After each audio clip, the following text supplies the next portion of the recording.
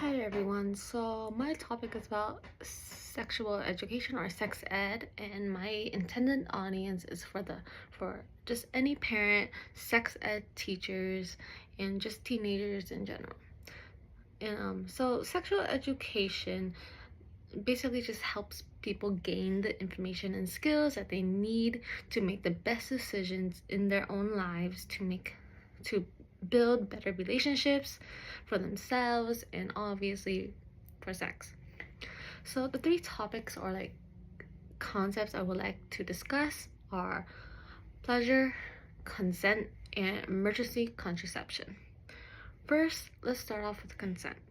So it is very important to know that consent is a big factor when it comes to sex ed, because without it, it can lead to either SA or sexual harassment. In a video called the T consent video, it's actually very similar to that, because if you ask your partner or whoever if they want to have, you know, intercourse, and if they are not sure, then do not force them and please respect their own answer and decision, because they may not be ready for it, and or they just may not want to do it. And consent basically serves as a cornerstone for, or like um as the center for healthy relationships and sexual interactions. Also, teaching consent also empowers individuals to understand their own boundaries and respect those of others, essentially fostering an environment where mutual agreement is respected and brought into. And this understanding of consent can help prevent abuse and help promote healthier interpersonal dynamics. Next, I'd like to talk about pleasure. So the definition of pleasure is a feeling of happy satisfaction or just enjoyment in general. I think that pleasure is very important in teaching sex ed about sex ed, because simply ignoring pleasure can really lead to a very unstable sex life, or just really um or just really like really terrible relationships, because with obviously everyone wants to feel some sort of happy satisfaction in their life, right? Everyone wants to have like their passion or want to be able to enjoy something. So I think that is very important, and it also can put young adults and young teens at risk for a reduced use of contraception and a higher chance of becoming pregnant. Including pleasure in sex ed is essential for providing a comprehensive understanding of sexuality. Traditional sex ed often focuses on risk reduction, such as preventing sexually STIs or unintended pregnancies. However, this limited scope neglects the broader aspects of sexual health, including the emotional and psychological dimensions of sexual experiences. By incorporating this topic of pleasure into the curriculum, into your syllabus, into just whoever, into your everyday life, educators who are teaching sex ed obviously can help students understand that sexuality is not solely about risk avoidance, but also about positive experiences and healthy relationships. So the last thing I want to talk about is emergency contraception, like the morning after pill, like Plan B, like the pill, like the patches, rings, and there's also other forms, like non-Western forms of contraception, like abstinence and herb practices.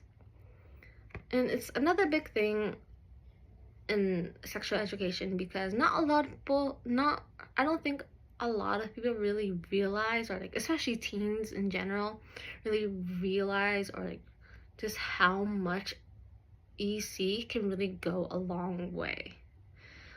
Even if you take birth control, for in birth control is one form of contraception where if you it's supposed to be taken daily for a month or however long you have taken it, right? And even if you miss one day, there is a chance that you will become pregnant. And that is very important because I'm sure that teens, they don't want to be, of course, I'm sure that most teens in general do not want to become pregnant at their age, depending on what age they are. So it is important,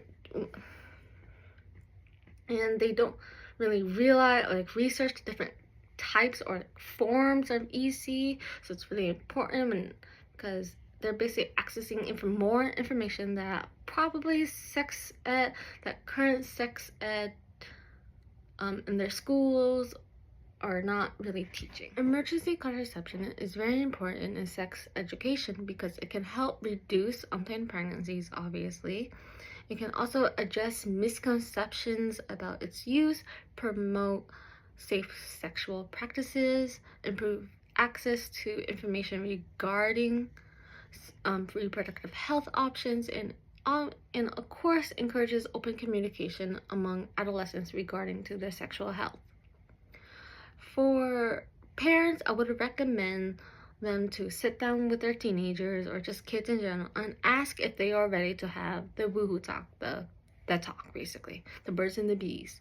And I know that parents may not be ready, but there are some teenagers, some kids who would like to know.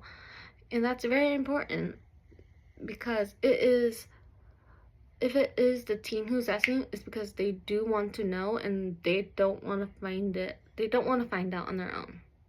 I think they would rather hear the talk from someone who they love, well, probably love in their life, and one that a parent is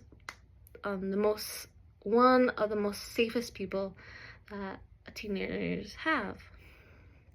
For sex ed teachers, I would recommend broadening your knowledge of various topics like the ones I explained before, since it can really go a long way of protecting your students from sexual assault, and it can really help them create stronger, healthier, and safe relationships with the people around them.